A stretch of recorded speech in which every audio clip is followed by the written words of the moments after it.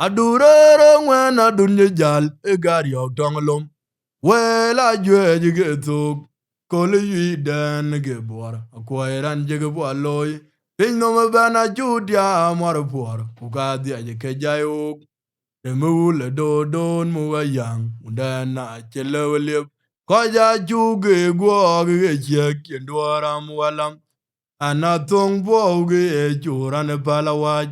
Aya nyarge an me na liaba chante rige pinom. Agun malwala walan.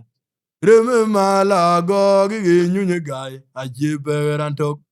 Abuya ilot kupanedeng. Kaya lwe la jen anasayin juk. Lono mamir. Ton maboraraj.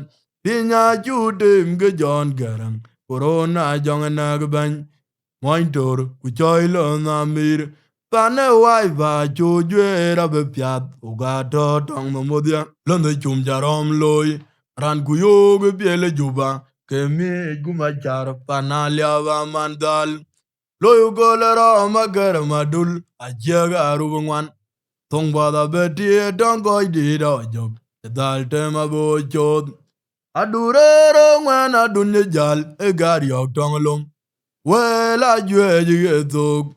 Call you then get bor. Acquire jig bo alloy. Pin no me vana judia more poor. Uga the ajayuk.